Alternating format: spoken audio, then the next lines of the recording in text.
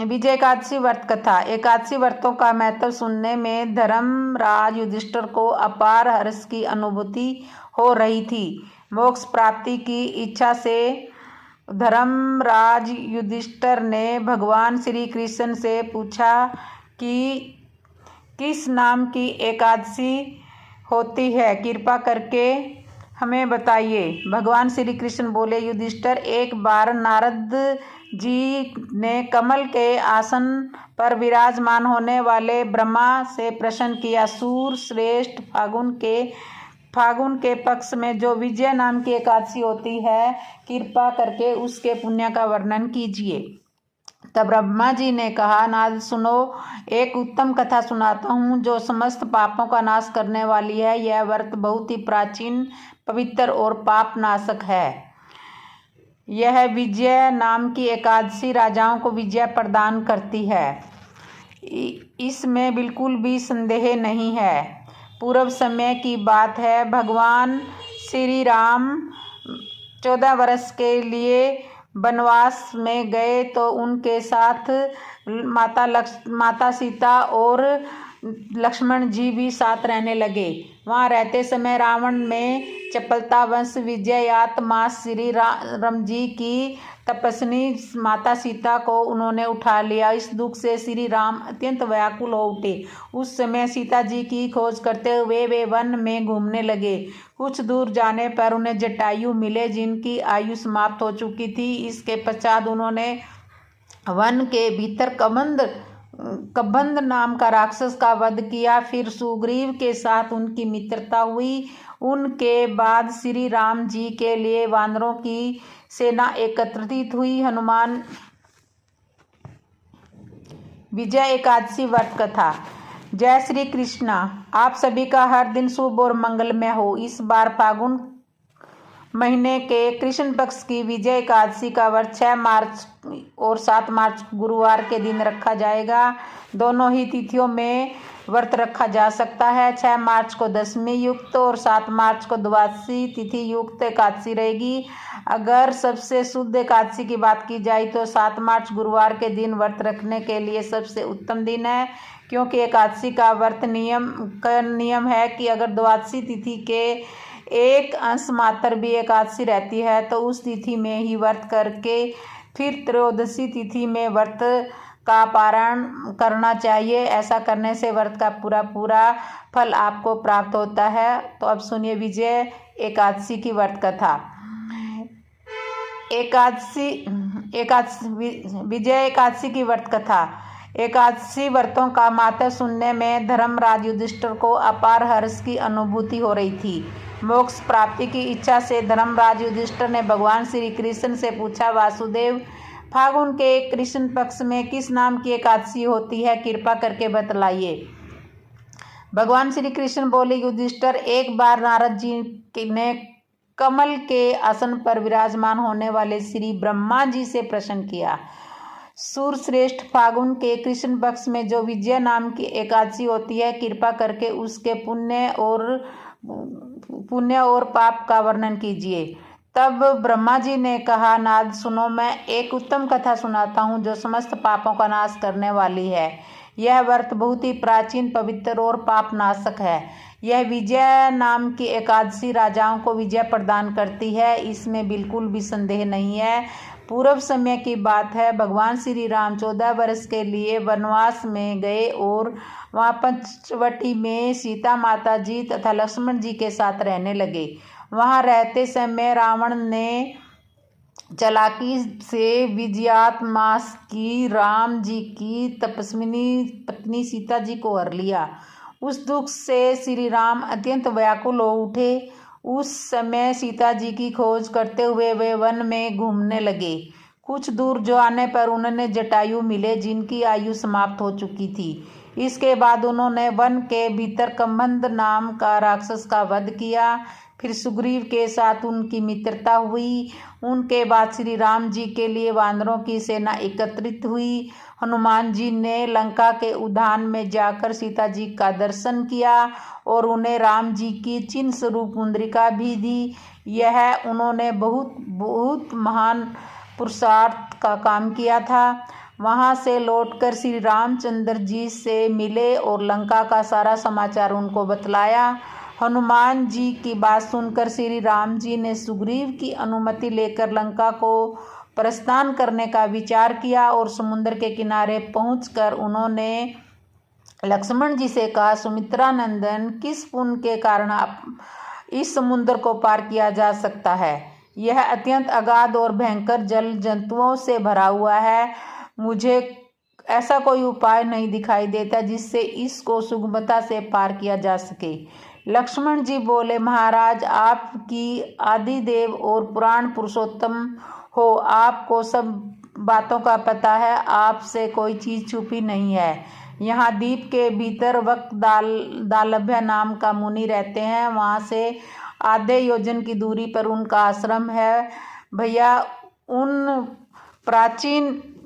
प्राचीन मंदिर मुनि के पास जाकर इस समस्या का हल मिल सकता है, तो उन्हीं से इनका कारण पूछिए। लक्ष्मण जी की यह बात बहुत सुंदर बात सुनकर श्री रामचंद्र जी महामुनि वक्दालय से मिलने के लिए गए। वहां पहुंचकर उन्होंने मस्तक झुकाकर मुनि जी को प्रणाम किया। मुनि जी उनको देखते ही बहुत पहचान गए कि यह पुराण पुरुषोत्तम श्री राम जी है, जो किसी कारणवश मानव शरीर में अवतरित हुए हैं। उनके आने से महर्षि बहुत ही प्रसन्नता हुई। उन्होंने पूछा, श्री राम जी, आपका यहाँ कैसे आना हुआ? तब श्री राम जी बोले, महर्षि, आपकी कृपा से राक्षसों सहित लंका को जीतने के लिए सेना के साथ मैं समुद्र के किनारे आया हुआ हूँ। मुनि श्रेष्ठ, अब किस प्रकार समुद्र को पार किया जा सकता है, यह उपाय बताइए और मुझ पर कृपा कीजिए। तब वक्दालभ्य मुनि जी ने कहा, श्री राम, फागुन के कृष्ण पक्ष में जो विजय नाम की एकादशी आती है, उसका व्रत करने से आपकी विजय निश्चित ही होगी। निश्चित ही आप अपनी वानर सेना के साथ विशाल समुद्र को पार कर लेंगे। राजन, अब इस व्रत की फलदायक विधि भी सुनाइए। दशमी का दिन आने पर एक कलश स्थापित करें। वह सोने, चांदी, तांबे या मिट्टी का भी हो सकता है। इस कलश को जल से भरकर उसमें पल्लव डाल दें। उसके ऊपर भगवान नारायण के शरणमयी विग्रह की स्थापना करें। फिर एकादशी के दिन प्रातःकाल स्नान करें। कलश को पुण्य शिथिलता पूर्वक स्थापित करें। माला, चंदन, सुपारी और नारियल आदि के द्वारा विशेष रूप से उसका पूजन करें। कलश के ऊपर शपथ, धान्य और जौ रखें। गंध, धूप, दीप और तरह तरह के नैवेद्य से पूजा करें।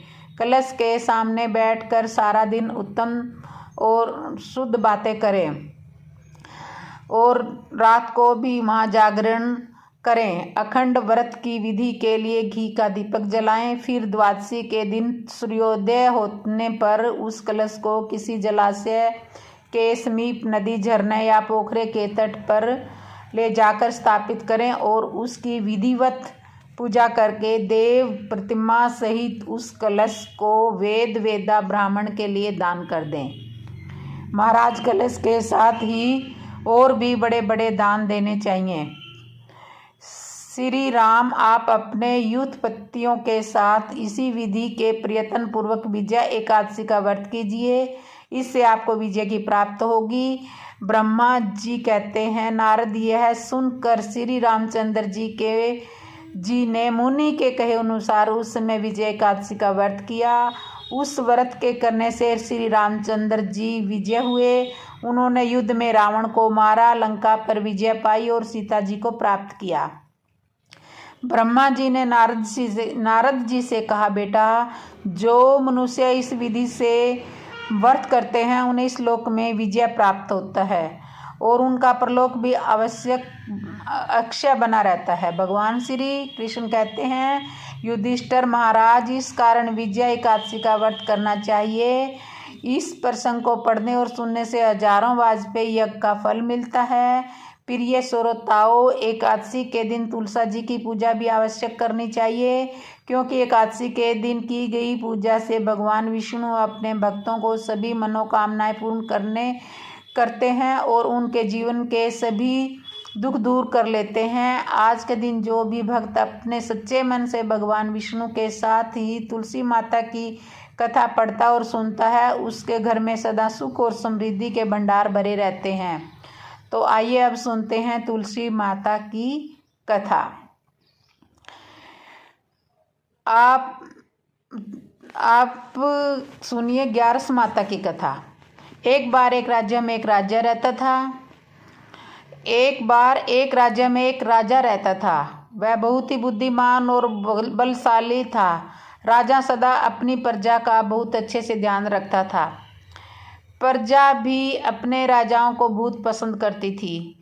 राजा की 2 बेटियां थीं। राजा अपनी दोनों बेटियों से बहुत प्रेम करता था। राजा की छोटी बेटी देखने में बहुत सुंदर और आकर्षण थी। राजा की बड़ी बेटी छोटी बेटी के मुकाबले थोड़ा कम सुंदर थी। राजा की छोटी बेटी ग्यारस की पूजा किया करती थी और सभी लोग राजा की छोटी बेटी से बहुत प्रेम करते थे और बहुत प्रशंसा किया करते थे। राजा भी अपनी छोटी बेटी को बड़ी बेटी से अधिक प्रेम करता था, जिस कारण राजा की बड़ी बेटी को अपनी छोटी बहन से बहुत नफरत होने लगी। राजा की दोनों बेटियां अब बड़ी हो गई। तब एक पड़ोस में रहने वाला राजकुमार राजा की बड़ी बेटी के लिए रिश्ता लेकर आया, लेकिन जैसे ही उस राजकुमार की नज़र राजा की छोटी बेटी पर पड़ी तो वह राजकुमार राजा की छोटी बेटी पर मोहित हो गया और उससे पहली नज़र में प्रेम कर बैठा। उस राजकुमार ने राजा की बड़ी बेटी के साथ विवाह करने से मना कर दिया और उसने राजा से कहा कि मैं आपकी छोटी बेटी से विवाह करना चाहता हूँ। जिसके बाद राजा की बड़ी बेटी यह देखकर अपनी छोटी बहन से बहुत क्रोधित हो गई और राजा की बड़ी बेटी ने अपनी छोटी बहन से बहुत ज़्यादा नफरत करने लगी। बड़ी बहन छोटी बहन से नफरत के तौर पे ही देखती थी।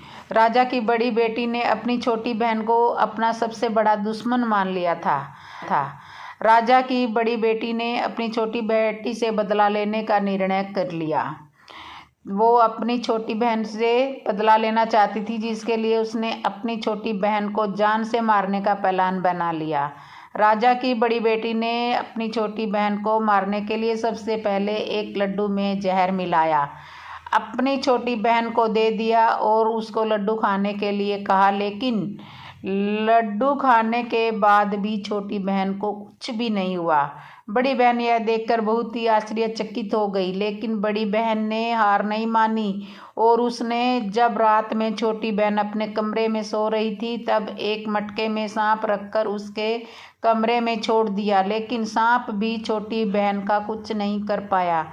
जिसके बाद बड़ी बहन ने अपनी छोटी बहन से कहा कि चलो हम लोग कुएं में पानी भर कर लाते हैं। जिसके बाद वह अपनी छोटी बहन को पानी भरने के बहाने कुएं के पास ले गई और उसने अपनी छोटी बहन को कुएं में धक्का दे दिया, लेकिन छोटी बहन को तब भी कुछ नहीं हुआ, क्योंकि हर बार ग्यारस माता उसकी रक्षा करती थी और उधर बड़ी बहन अपने सारे प्रयासों के बाद भी असफल हो रही थी, जिससे यह बहुत क्रोधित होती जा रही थी।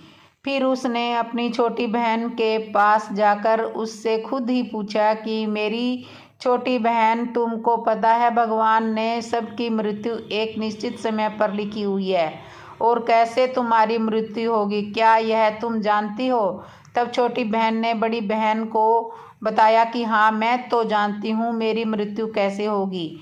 छोटी बहन से यह सुनकर बड़ी बहन मन ही मन बहुत प्रसन्न होने लगी और उसने अपनी छोटी बहन से कहा कि मुझे अपनी मृत्यु का राज बताओ। छोटी बहन ने अपनी बड़ी बहन से कहा कि मेरी मृत्यु तो एक तोते में है, जो तोते के गले में एक हार है, उसमें मेरी मृत्यु होगी। जब तक कोई भी व्यक्ति तोते को मार कर वह हार मेरे गले में पहनाएगा तो मैं मूर्छित हो जाऊंगी और जैसे ही उस हार को अपने गले से उतारेगा तो मैं वापस जीवित हो जाऊंगी। अपनी छोटी बहन की मृत्यु का राज जानकर बड़ी बहन बहुत ही खुश हो गई और उसने अपनी छोटी बहन को मारने के लिए उसके पालतू तोते को ढूंढना शुरू कर दिया और छोटी बहन को उस बात का आभास हो गया था कि कोई उसकी जान लेना चाहता है, जिसके लिए वह अपने पिता के पास गई और उसने अपने पिता से कहा कि पिताजी, मेरी मृत्यु के बाद आप मुझे जलाइएगा मत, बल्कि आप मुझे अपनी पुरानी वाली हवेली में एक पलंग में लेटा कर छोड़ दीजिएगा। अपनी छोटी बेटी की यह बात सुनकर राजा बहुत आश्चर्यचकित हो गई। राजा ने अपनी छोटी बेटी से पूछा, बेटी तुम ये क्या कह रही हो? तब राजा की छोटी बेटी ने बताया, पिताजी, समय किसी के लिए नहीं रुकता, कब क्या हो जाए किसी को कुछ नहीं पता। और फिर राजा ने अपनी छोटी बेटी से कहा कि तुम ऐसी बातें क्यों कर रही हो? 2-3 दिन तो तुम्हारे विवाह को हुआ है। लेकिन छोटी बेटी ने अपने पिता को ऐसा करने पर मजबूर कर दिया और उसने वचन ले लिया। राजा ने भी अपनी बेटी की बात को स्वीकार कर लिया और 2-3 दिनों के बाद जब शादी का समय आया तब राजकुमार बारात लेकर राजा के घर आया। तो उसके बाद राजकुमार और राजा की बेटी का विवाह शुरू हो गया। जैसे ही राजा की छोटी बेटी राजकुमार के साथ फेरे लेना शुरू करती है तो उसको बड़ी बहन अपनी छोटी बहन के कमरे में ले जाकर उसके तोते को पकड़ लेती है और उसको जान से मार देती है। तोते के गले में जो हार था उसको अपने गले में धारण कर लेती है। जैसे ही बड़ी बहन उस हार को अपने गले में धारण करती है तो उधर छोटी बहन 3.5 फेरे ही हुए थे कि वहीं पर बेहोश होकर गिर जाती है। जिसके बाद राजा ने बड़े बड़े वैद्य हकीमों को बुलाया और अपनी छोटी बेटी का इलाज करने के लिए कहा। राजा की बात सुनकर वैद्य ने छोटी बेटी को जब चेक किया तो राजा को बताया कि आपकी छोटी बेटी ना तो जीवित है और ना ही मरी हुई है। यह मैं ऐसा पहली बार देख रहा हूँ। राजा ने वैद्य और हकीम को यह बात बाहर बताने से मना कर दिया और उसको कहा कि अगर तुमने यह बात किसी को बाहर बताई तो हम तुम्हें फांसी दे देंगे। राजा ने अपनी छोटी बेटी को पुराने महल में ले जाकर एक पलंग में लेटा दिया और वहाँ पर कुछ सैनिक को तैनात कर दिया और राजा वापस अपने महल पर आ गया। राजा की बड़ी बेटी अपने पिता के पास आई और कहने लगी, पिताजी, अगर यह शादी संपन्न नहीं हुई तो आपकी इज्जत का क्या होगा? आप कहे तो मैं आपकी इज्जत बचाने के लिए राजकुमार से शादी करने के लिए तैयार हूँ। जिसके बाद राजा ने अपनी बड़ी बेटी की बात मान ली और राजा ने बड़ी बेटी को छोटी बेटी के कपड़े पहनाकर मंडप पर भेज दिया। लेकिन राजकुमार यह जान गया था कि यह राजा की छोटी बेटी नहीं है बल्कि यह राजा की बड़ी बेटी है। लेकिन जब राजकुमार ने शादी से मना किया तो सभी ने राजकुमार को विवश करके राजा की बड़ी बेटी से बचे हुए फेरों को संपन्न करा दिया और विवाह करा दिया। जिसके बाद राजकुमार राजा की बड़ी बेटी को अपने महल ले गया। राजकुमार राजा की बड़ी बेटी से ना तो बात करता था, ना ही उसको पसंद करता था और ना ही उसके आसपास भटकता था। और राजकुमार ने यह फैसला लिया था कि वह अपनी प्रेमिका को ढूंढ कर रहेगा और यह जान कर रहेगा कि उसके साथ क्या हुआ है। एक दिन राजकुमार अपने घोड़े पर सवार होकर राजा के पुराने महल के पास पहुंचा। वहां पर उसने कुछ सैनिकों को देखा। महल के पास पहुंचकर राजकुमार ने जब महल को ध्यान से देखा तो वह समझ गया कि यह तो हमारे ससुर जी का महल है। तब राजकुमार ने सैनिकों से पूछा, तुम लोग यहाँ क्या कर रहे हो और इस महल के अंदर उस पलंग पर कौन लेटा है? जिसके बाद सैनिकों ने बताया कि यहाँ पर राजा की छोटी बेटी लेटी है। यह सुनकर राजकुमार बहुत प्रसन्न हो गया और वह तुरंत अपनी प्रेमिका के पास पहुंच गया और उसकी सेवा करने लगा। जैसे ही रात हुई तो राजा की छोटी बेटी उठकर खड़ी हो गई। राजकुमार यह देखकर बहुत खुश हो गया और उसने अपनी प्रेमिका से पूछा कि तुम यहाँ क्या कर रही हो? तुम मेरे साथ मेरे घर चलो।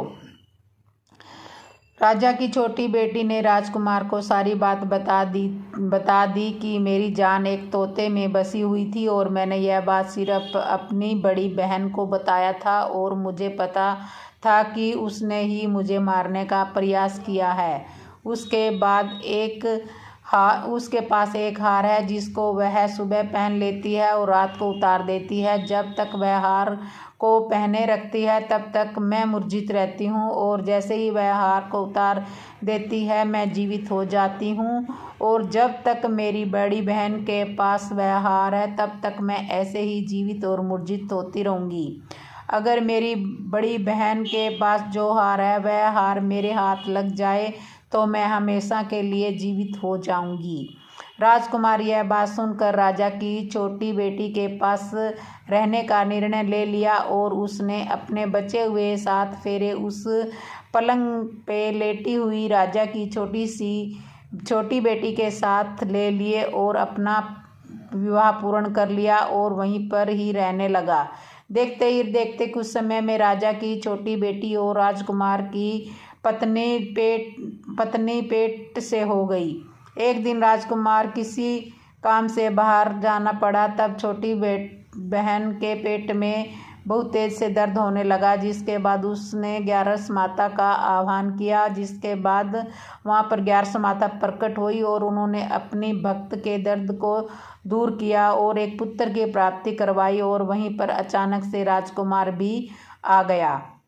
राजकुमार ने 11 माता को देखा तो वह आश्चर्यचकित हो गया और उसने तुरंत माता को प्रणाम किया और 11 माता ने राजकुमार से कहा कि जब तुम्हारा बेटा 5 वर्ष का हो जाए तो तुम अपनी पत्नी का हार लाकर उसके गले में डाल देना और तुम्हारा बेटा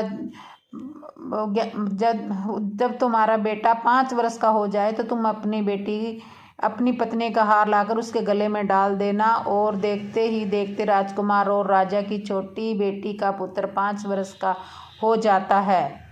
तो राजकुमार अपने बेटे से कहता है कि बेटा मैं क्या करूं, मैं कुछ काम से बाहर जा रहा हूं, तुम अपनी माता का ध्यान रखना। और वहां से चला जाता है। राजा को बाहर निकलते हुए बड़ी बहन के सैनिक देख लेते हैं और वो बड़ी चालाकी से उन सैनिकों से सब बातें पूछ लेती है। बहन को जाकर सारी बातें बता देती है, जिसके बाद बड़ी बहन अपनी छोटी बहन के पुत्र को वहां से उठवा लेती है और उसको मरवा देती है। छोटी बहन के पुत्र के 2 टुकड़े करवा देती है। पहला टुकड़ा चक्की के पास छुपा देती है, दूसरा टुकड़ा अपनी पलंग के नीचे रख लेती है। अब 11 माता भिखारी का